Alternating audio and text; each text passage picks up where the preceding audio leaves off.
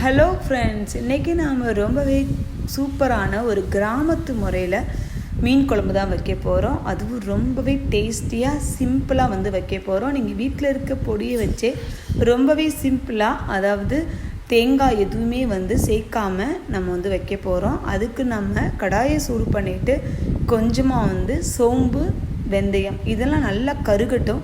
சோம்பு வெந்தயம் நல்லா கருகுனதுக்கப்புறம் நல்ல ஒரு வாசம் வரும்.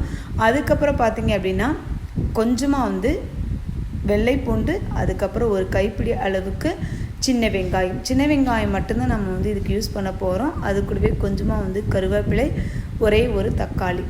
எப்பயுமே மீன் குழம்புக்கு தக்காளி கொஞ்சம் கூட போடணும். ஆனால் நம்ம இன்றைக்கி ஏன் போடலை அப்படிங்கிறத நான் சொல்கிறேன். அதுக்கு முன்னாடி கொஞ்சமாக உப்பு போட்டு நல்லா வதக்கிக்கலாம். எப்பயுமே மீன் குழம்புக்கு புளி கொஞ்சம் தூக்கலாக தான் இருக்கணும். நம்ம இன்றைக்கி தக்காளி கூட புளியும் ஆட் பண்ண போகிறோம். அது கூடவே மாங்காய் போட்டு பண்ண போகிறோம்.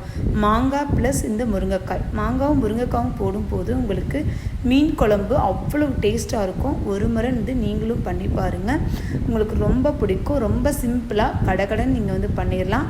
இப்போ இதுக்கு தேவையான பொடிகளை நம்ம வீட்டில் யூஸ் பண்ணுற மல்லித்தூள் 3 டீஸ்பூன், அதே மாதிரி மிளகாய்த்தூளும் 3 டீஸ்பூன் போட்டிருக்கேன். 2 ஈக்குவல் அளவு போட்டிருக்கேன். உங்களுக்கு மிளகாய்த்தூள் காரம் நிறையா இருந்துச்சுன்னா 2 டீஸ்பூன் போடுங்க, அதுவே போதும். எனக்கு இந்த மிளகாய்த்தூள் காரம் கம்மியாக தான் இருக்கும். அதனால தான் சம அளவு போட்டிருக்கேன்.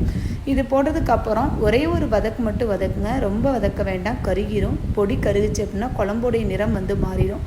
இப்போ நாம் இது கூடவே கரைச்சி வச்ச புளியை அதில் ஊற்றிட்டு நல்லா கொதிக்க விடலாம். கொதிக்க விடுறதுக்கு முன்னாடியே நாம் 3 பச்சை மிளகாய் அதிலேயே போட்டுடலாம். பச்சை மிளகாய் போட்டிங்க அப்படின்னா மீன் குழம்புக்கு ரொம்ப டேஸ்ட்டாக இருக்கும்.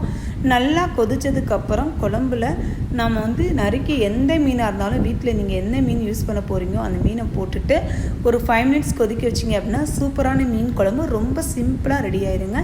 இந்த வீடியோ உங்களுக்கு ரொம்ப பிடிச்சிருக்குன்னு நம்புகிறேன். வீடியோ பிடிச்சிருந்தா மறக்காமல் லைக் பண்ணுங்கள், ஷேர் பண்ணுங்கள், கமெண்ட் பண்ணுங்கள், சப்ஸ்கிரைப் பண்ணிடுங்க. ஓகே, பாய்.